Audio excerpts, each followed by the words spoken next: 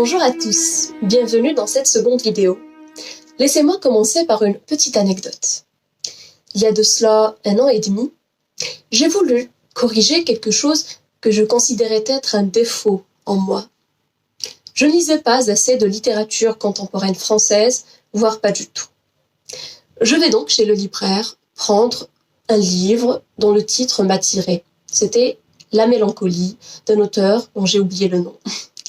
Je commence à le lire le soir même. Au bout de 30 pages, je sens qu'il y a quelque chose qui ne va pas. Je reprends donc la lecture le lendemain et lis 10 pages de plus. Je m'arrête. Je sens que ça ne va pas.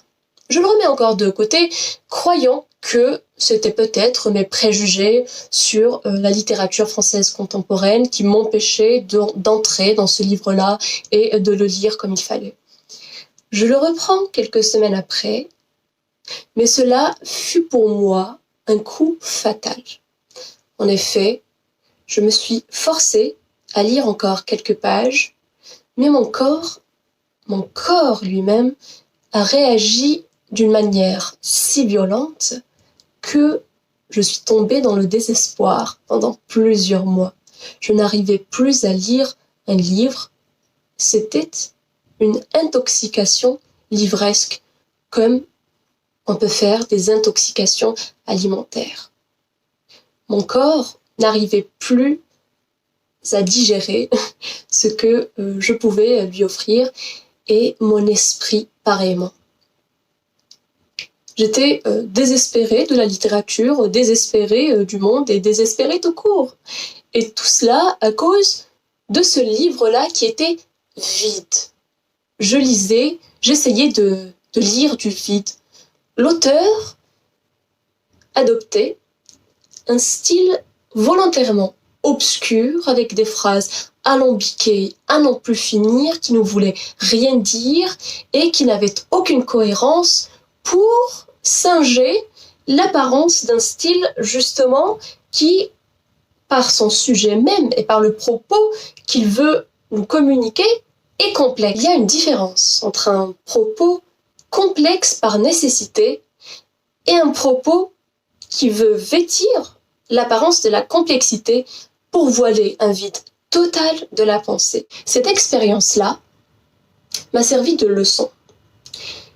J'ai pris énormément de recul par rapport à la lecture et aux livres que nous pouvons lire à ce moment-là. J'ai compris une chose. Le mal peut pénétrer notre esprit par la lecture, comme le mal peut pénétrer notre corps par la nourriture. Autrement dit, la lecture est pour l'esprit ce que la nourriture est pour le corps. Quand votre corps rejette un aliment que vous lui donnez, c'est qu'il l'empoisonne, c'est que votre corps sait ce qui est bien pour lui. C'est exactement la même chose pour l'esprit.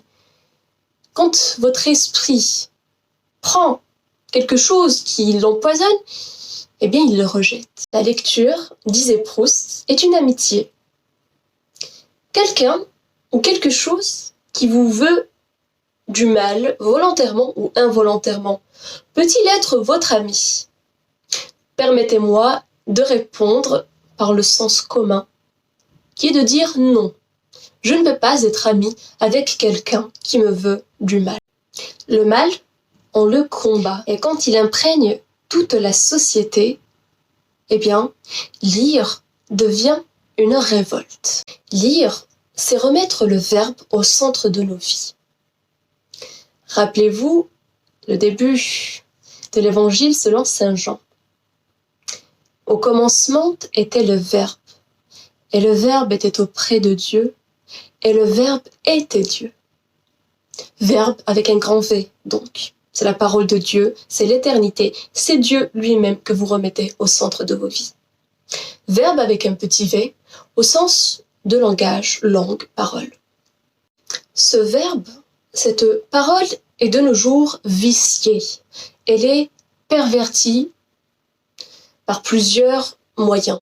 L'exemple le plus criant est le règne et le culte de l'image, par les réseaux sociaux, par la publicité. Il y a aussi l'injonction à la rapidité et à l'efficacité qui va à l'encontre du verbe de la lecture qui nécessite un temps long. C'est la lenteur de la lecture. Et puis troisièmement, tout simplement par la consommation. Qui de nous ici, maintenant, entre en librairie et n'en ressort pas avec plusieurs livres qu'il a achetés compulsivement. Le problème ici n'est pas d'avoir des livres que nous n'avons pas lus et puis que nous lirons dans les semaines à venir, voire les années. Le problème est dans cette impulsion, dans cette compulsivité qui, comme quand on achète maintenant des vêtements, on voit quelque chose qui nous plaît, on le veut directement, on va l'acheter. C'est exactement la même chose pour le livre. Nos achats ne sont plus réfléchis, nous ne prenons plus le temps. Qui, parmi nous aujourd'hui, pourrait entrer complètement, être aspiré par le livre sans regarder toutes les 10 minutes son téléphone? Il est devenu très difficile de nous concentrer sur une seule tâche à faire de nos jours. Il faut toujours qu'on fasse plusieurs choses en même temps. Or, la lecture est incompatible avec ce mode de vie. Je vous disais d'ailleurs l'importance de savoir faire silence de nos jours. La lecture est le meilleur moyen pour apprendre à faire silence. En effet, la lecture exige le silence. Quand vous commencez à lire un livre, il est impossible de continuer votre lecture normalement si vous ne faites pas silence en vous. Et ce silence-là n'est pas un silence stérile, bien au contraire. C'est un silence fécond.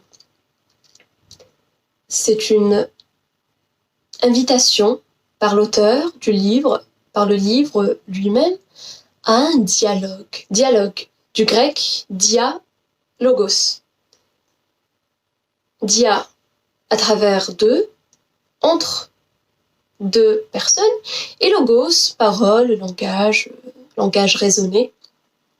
Donc ici, le dialogue auquel vous invite l'auteur est une sorte de troisième dimension, une sorte d'espace dans l'espace qui ferait qu'il y ait quelque chose de plus qui va s'intégrer dans votre vie à ce moment. La lecture devient une expérience spirituelle, même métaphysique, inouïe.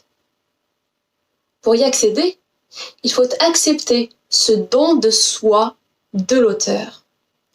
Et pour ce faire, il faut apprendre à faire silence. Lire est un exercice intellectuel et spirituel qui nécessite beaucoup de temps et beaucoup d'attention. C'est-à-dire que la lecture nous éduque. Non seulement elle nous aide à nous discipliner, elle nous aide à faire silence en nous, mais elle éduque aussi notre goût. Antoine Albala, écrivain et critique du début du XXe siècle, disait « De quelque façon qu'on envisage la lecture, une qualité est indispensable, c'est le goût. » La lecture doit être une amie qui nous élève, une amie qui nous veut du bien. Lire nous éduque au silence salvateur et au goût qui nous permet de juger entre le bon et le mauvais, de discerner, c'est-à-dire de faire un choix réfléchi et argumenté entre le bon et le mauvais, et pas seulement dans les livres, mais dans la vie en général. Lire est un excellent exercice spirituel pour toute personne qui veut grandir intérieurement et qui veut contempler le beau. Borges disait d'ailleurs « J'ai toujours imaginé le paradis comme une sorte de bibliothèque. » Dites-moi maintenant, quelle est votre relation à la lecture et puis quelles sont les choses que vous pourriez mettre en place pour améliorer cette expérience afin d'accéder à plus de profondeur et de transcendance dans cette vie qui en manque cruellement. Aimez et partagez donc cette vidéo avec vos amis si elle vous a plu. Et je vous dis donc à très bientôt.